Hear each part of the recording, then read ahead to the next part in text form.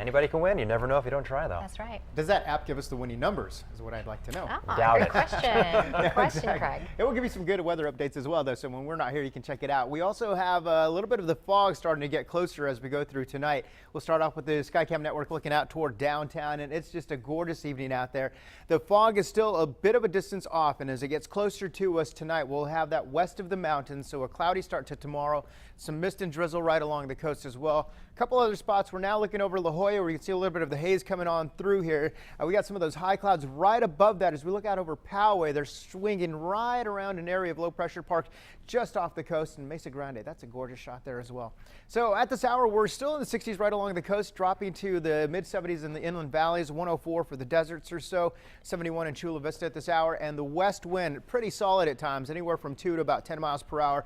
Been pretty gusty for places like Campo and Point Loma, especially during the early morning hours. So between 9 and 10 o'clock tomorrow morning, you get some good gusty winds coming in out of the west. Relative humidity is actually right about where it should be for this time of year.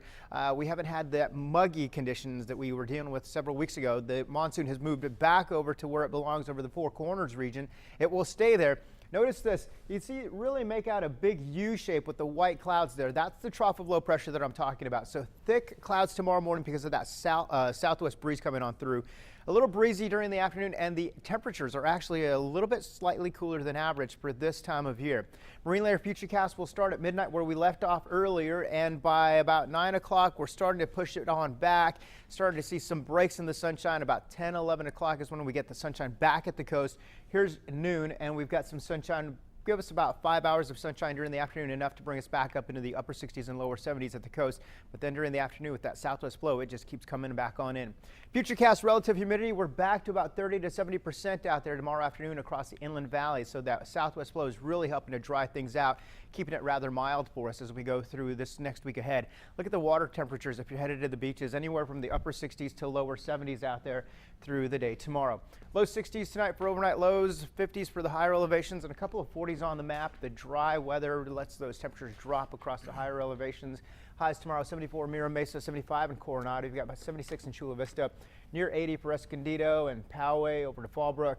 So some of the warmer spots just getting closer to the 80s. Your 7-day forecast right along the coast, you'll see those 70s for several days to come. That trough of low pressure is going to stay there at least through Monday and Tuesday. In fact, that's when we'll get a good solid sea breeze coming on through. So the highs remaining slightly below average. No complaints, no humidity. No. I know Atika loves that. It's one of those weekends if you're vacationing in San Diego, Yes. you're You lucky. lucked out. Yes, For sure. Yeah. Well, some friends visiting. I think they want to move here. I don't blame them. Right. They're not going to leave. Be They're not careful. leaving. Yeah, I know.